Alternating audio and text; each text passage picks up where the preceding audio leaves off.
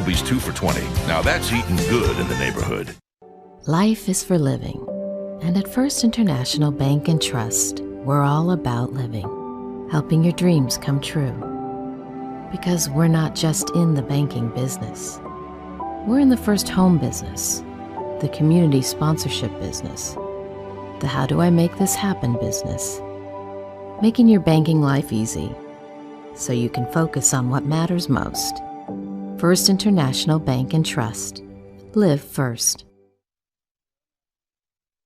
A family farm is, well, different. The cab of a tractor is the CEO's office. Board meetings are held on the bed of Grandpa's pickup. And a conference call is a holler across the yard. To hurry your chores, kids, there's homework to be done. A family farm is about family pride as much as profit. Farmers Union Insurance believes this way of life is worth protecting. Because this isn't just where we work, it's also our family's home. Farmers Union Insurance. Simply different.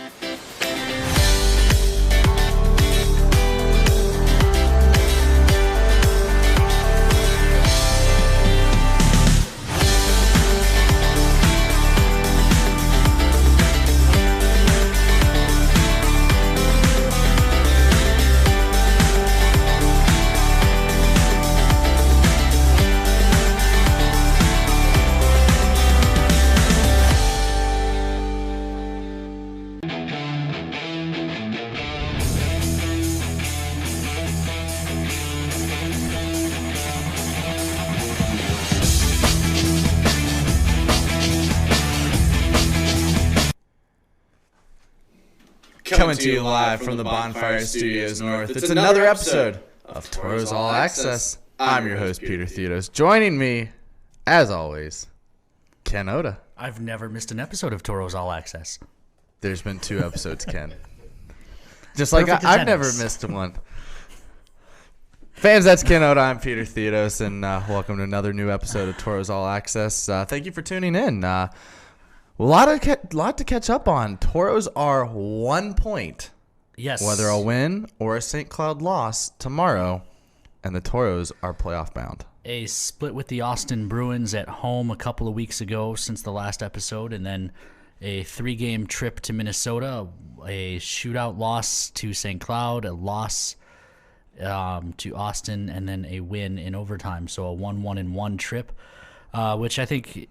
Going in, if you said we would take 3 points out of that trip, I probably would have been okay with that. You'd like to have gotten one more and clinch the playoff spot, but it just means we get to clinch playoff spot on home ice. Yeah, and, you've obviously been here for most of the 10 years that the Toros have existed and experienced a lot of playoff experiences. I'm excited to experience my first playoff atmosphere, especially the clinching on home ice. Yes. I'm super excited for that. And we were actually talking about it before the show started.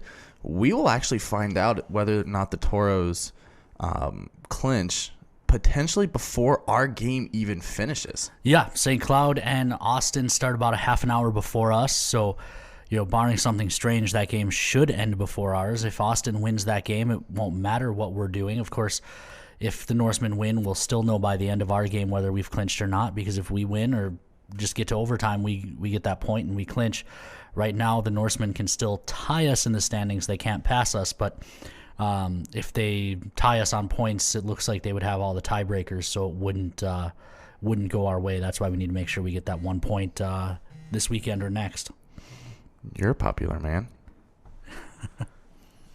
It's Ryan Peterson checking in. Ryan Peterson. All right. Yeah, a lot of fun stuff that's happened too.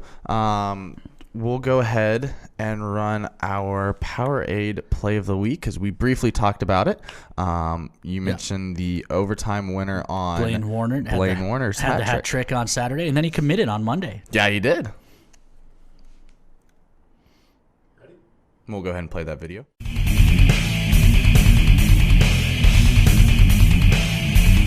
Now Warner plays it into the zone, gets it back himself. Warner trying to cut in, and now on a breakaway here.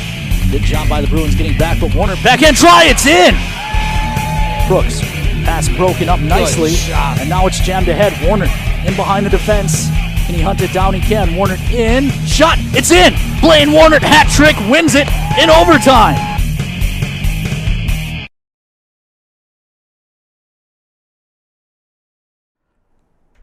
So yeah, huge win for the Tauros on Saturday to move it within 1 point of clinching. Blaine Warner gets all 3 goals on Saturday, and I know later in the show you'll actually sit down with Blaine and break down the OT winner. Yes. It was a great play by Robert Kincaid to start the rush the other way. But I want to talk about that second goal. That's an underrated that's a hard shot on his backhand to put it from as far out as he was on his backhand and go top corner. That second goal of the hat trick actually to me was more impressive than the game winner. I thought that was a really nice play and a really difficult shot. He was able to pick his spot though, and obviously his performance not just this weekend but all season long has led to him committing to St. Thomas. So, awesome weekend overall for Blaine. Yeah, absolutely. And then that led to him, as you mentioned, getting the commitment to St. Thomas. And, one thing that I have loved being around Blaine this year is he's a very honest person. He's honest about with what he says, and he's honest about his performance. And in this breakdown of that goal, he actually says what he did wrong, because if you watch, he got a late break on it. The reason he was behind the defense was he was late getting back. So in this video that we're about to roll of him breaking it down, he even admits it. So that's one thing that I absolutely do really respect out of Blaine, is he'll admit when he's done wrong. So we'll go ahead and play that breakdown. Here I was just trying to tap through the center's feet so me and Wes could hopefully get a good chance, maybe a 2-on-1 or something like that, and it didn't work out. And I saw him go under the net and didn't really have anyone with him, so I was just trying to ring it around so he could get it. And they ended up getting it and got a 2-on-1 off of it, so it wasn't a very good play by me. But at this point I had trust in Robbie, and I was just hoping he could get a stick down and break up this pass, which he did. And then I was hoping Westy would just chip it off the wall to me, and so it was a perfect play. And then I was coming down, trying to figure out what to do, if I should go backhand or forehand, and I saw the goalie was cheating to his glove side, so I just took it far side, and thankfully it went in. So yeah, that's the game-winning goal, and another nice job by Blaine breaking it down. I think that's one of the things I like about this Tauros All Access, kind of how we plan to go forward, is getting some more stuff like that, looking at how things happened, and Blaine did a really nice job. Again, a good defensive play by Robert. Yeah, and he touched on that too. A smart play by Westy to just chip that up the wall.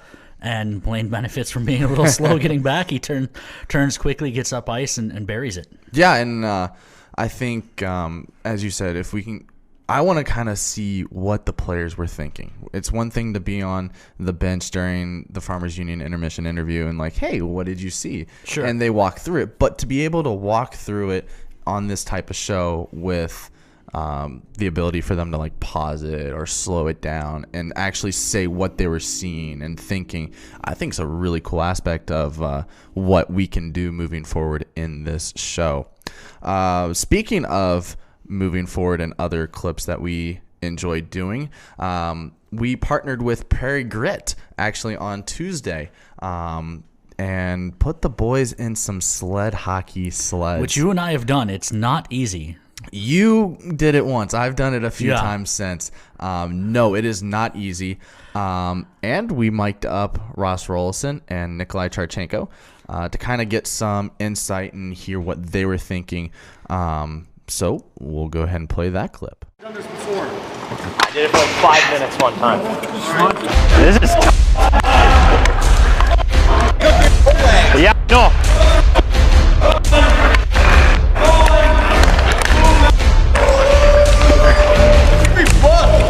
Ciao.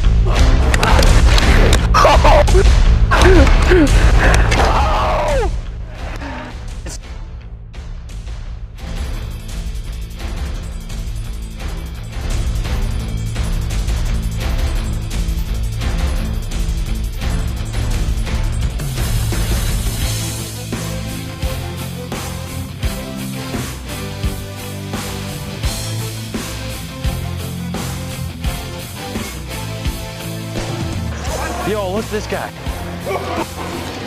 This guy's sweet. Schmucky.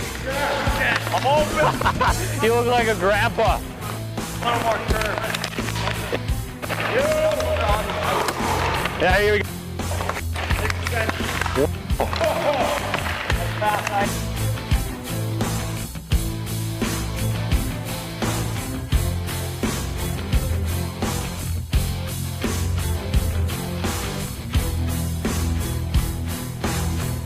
We'll do full ice. Huh? Full ice shipping zone. You get one stick though. I get one. I don't think that'll make a difference. This is so much harder than you think it is. This is fun though. Peter falling asleep.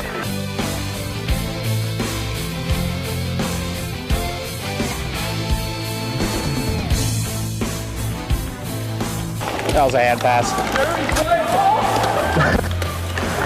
Those Kooks. Down goes Kooks.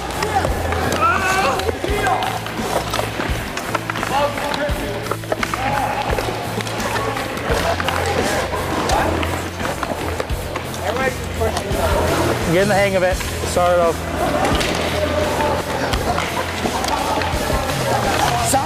Get out of here. Get out. I'm stuck. Get out. Where is it? Find you. I got it. Back. That's. Oh my God.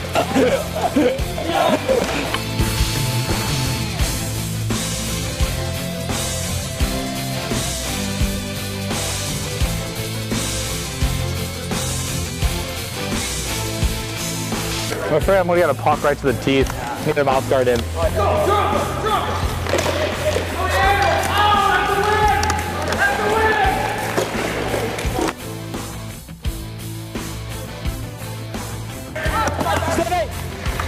Good pass. Good pass. Clap! Oh, come on! He's a goalie for a reason. Get him! Shit. No.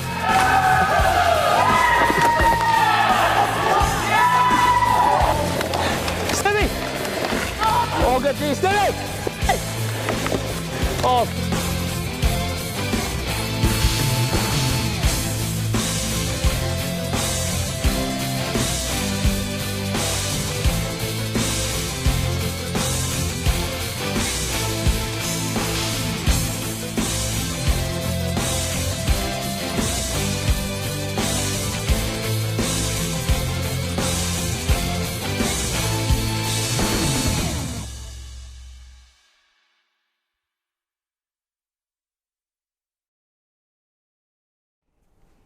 So once again, thank you to Prairie Grit and Chris Douglas for that experience. And for fans that didn't know, Chris Douglas is a member of the Mesa Arena employee staff, but he's also a U.S. Paralympian. You led with Mesa staff. Well, I love the Mesa guys, but okay, that's probably fair. not the headline. Fair, yes. Chris Douglas is a U.S. Olympian on the sled hockey team. So to see him out there just, bobbing and weaving through everyone was kind of funny. Fans, please welcome our player guest of the week, Mr. Defenseman Will Krull. Will, welcome to Tauros All Access. Thanks for having me. And we'll start out with that sled hockey. What was that overall experience like? It was actually super fun, but it was also super challenging. Oh, harder or easier than you thought it would be? To move, it was actually easier than I thought, but turning was super hard. I didn't expect it to be that hard to turn. Okay. Did you expect the balance to be as what it was? No, actually, that was harder than I thought it was gonna be too. Because I didn't expect to tip over like I was. Because there's two blades holding you up. I thought it'd be easy to stay up, but it wasn't. Who on the team was the best at sled hockey? It wasn't Char, that's for sure. That's fair. As we've mentioned before, team is 1 point away from clinching playoffs. How much have you guys been doing watching the standings in the locker room? Oh, I mean, the last month we've been watching because it's huge for us to make playoffs. So it's kind of just been a daily, not a daily thing, but a weekly thing. We're checking just to kind of see where everyone's at. You were a 19-year-old last year on the team, and the Tauros were probably going to make the playoffs. But once again, to beat the dead horse, obviously this season got canceled and you didn't get that chance. How much excitement do you have to make one last final push towards the Robbie? I mean, it's super exciting because this is it's a big deal to make playoffs, and everyone wants to win. So a run at the Robertson Cup it's gonna be really fun. Yeah, obviously there were attendance restrictions early in the year. Crowds were small. As things have opened back up, fans have started coming back into the building. How exciting is it to potentially clinch a playoff spot on home ice this weekend? I mean, it's super exciting. That'd be a dream come true. You know, you clinch playoffs, you do it in front of your home crowd. It's gonna be fun. And the matchup is probably going to be Bismarck. The way things are looking at, we're 7 points behind them, but I think also 7 points ahead of the Wilderness. Depending on, I don't know what they're doing right now. They're playing against the Magicians, so yeah, probably going to be in that 2-3 matchup. Mm-hmm. How much are you guys looking forward to just the craziness that is the Toro Bobcat rivalry moving into the playoffs? No, that's actually who I want to play first round. I want to play Bismarck because I love playing them. I love playing there, and I love having them come up and play here because it's just the fans get into it, and it's the most fun I have playing hockey. You know, you mentioned Bismarck, and that's who we played this weekend. We haven't seen them in about 2 months. Yeah. How much film have you guys been watching over their recent games to kind of see if they've changed anything since we last played them? Yeah, we've watched some film, but I mean they're still the same team. They haven't really changed that much. They got their goalie Corby back, which is like the only thing that we've really kind of like taken note to. You didn't get to play in the playoffs last year. Pretty much every group of Toros since year one has gotten a chance to play in the playoffs. What are you looking forward to most about playoff hockey? Ooh, I don't know. I'm looking forward to like the big moments. You know, like who's gonna get that goal or get that block shot to like win a game. Also, this weekend before we get to the playoffs, last home weekend of the regular season, a couple big promotions. Tomorrow night is Billet Appreciation Night, and then Saturday is Teddy Bear Toss Night. You were here last year for the Teddy Bear Toss game. What do you remember? Billet Appreciation. Yes. What do you remember about the Teddy Bear game? And do you guys want to score that Teddy Bear goal? Is there a little competition over that? Oh yeah, everyone wants to get that goal because that's cool. And then I honestly don't really remember playing the Teddy Bear game, but I do remember Billet Appreciation. Yeah, as we've mentioned, you're wrapping up on your 20-year-old career here with the Toros. So you've got probably some memories of being in Minot. Yeah, and you've also probably gotten some favorites. Mm-hmm. So obviously with the bus that we have and the trips that we have to make, what is your favorite bus movie that you guys have watched? Bus movie. I like Step Brothers. This is a classic. I feel like that's a very, I don't want to say generic, but a very common answer for everyone. Classic movie, don't get me wrong. That's a great movie. Favorite bus snack? I have trail mix. I always have trail mix. Favorite pregame meal here in Minot that you usually eat? Jimmy John's. I get the same thing every game day at Jimmy John's. And then, obviously, you've been to Aberdeen and Bismarck, Austin, and Croquet. Who has the best pregame meal? I like the Perkins in Austin. That's probably my favorite. What about postgame? Postgame? Oh, I don't know. It's just like pizza every time. It's like the same thing. It doesn't really change up very much. That's fair. Which has been your favorite away rink to play in? Because obviously, your favorite rink to play in is the Mesa. But which away rink is your favorite? I like playing in Bismarck because it usually sells out and it gets really full, and that's fun. I like that.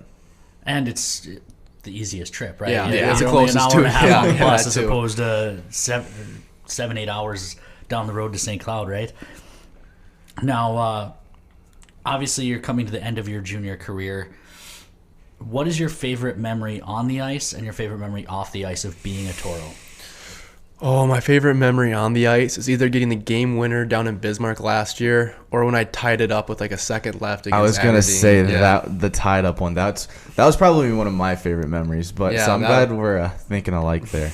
And how about off the ice? Off the ice, I kind of like the road trips I've had with Reed back home. I mean, it's like it's not really Minot, but like just riding back with him, he's kind of a character, so a lot of funny stuff happens. We touched on a little bit ago. Billet Appreciation Night, Friday night. Obviously, we can't do what we do without the billets. What's the billeting experience been like for you? It's been awesome. I really love my billets. They just made me feel at home. You know, the last time we had you on Tours Weekly, your dad was kind of dogging you because you'd just taken a puck to the mouth in practice, and he was telling you to wear a mouth guard. So I got to follow up and ask, have you been wearing your mouth guard? No, and then I broke my tooth in Austin again. I didn't even know that last year. I didn't either. Great. Well, sorry, Mr. Kroll, I'll get on that. Don't worry. Yeah, we'll let you deal with that on that one. Yikes. Well, we appreciate you coming on. Best of luck this weekend and for the rest of your 20-year-old career. All right, thanks, guys. Fans, that's defenseman Will Kroll. And we talked about it a little bit. So that's what happens when you go off sheet with the questions, Peter. Yeah, I know. That's funny. We talked about it, obviously, with the teddy bear toss. And we had some boys provide us a little entertainment to promote that as well.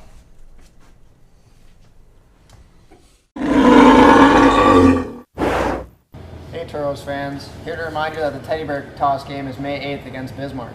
Make sure when the Tauros score their first goal, throw your teddy bears on the ice. And don't be like Reed and make sure you get it all the way onto the ice. Don't miss the Tauros' last home game of the regular season against the Bismarck Bobcats on May 8th. And don't forget your teddy bear. All the bears go to local causes. So yeah, fans, make sure you bring your new or gently used teddy bears and don't pull a Reed Bogan home, and make sure you throw your teddy bears onto the ice. Hate for someone to get hit like poor Cole and Max. One of my favorite games every year. I was bummed when we didn't get to do it in December. We just, last year we had 939 teddy bears. We want to top that.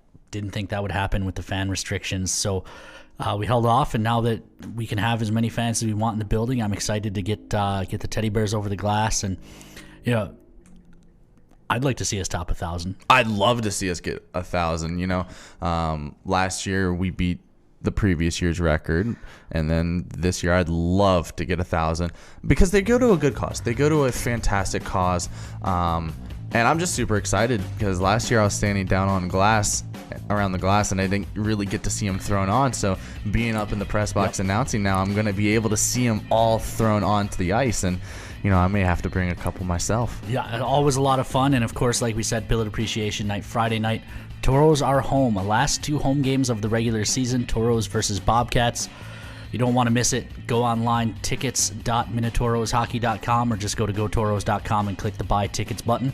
And hopefully we'll see everyone out there for what should be a fun final weekend of the regular season at home before we get on the bus and go to Aberdeen to close out the year. Yeah, and then playoffs. So not to look too far ahead, because we don't do that on this show. No. We never do that on this show. But make sure you stay tuned to gotauros.com. If we are to clinch, we'll provide more information on games, times, opponents, and tickets. Once everything's locked in, yeah. So that'll do it for another episode of Tauros All Access. Once again, great job by Sean Bachoven behind the scenes, working all those videos and cameras, angles, and all that. That's Ken Oda. I'm Peter Theodos. We'll see you next time.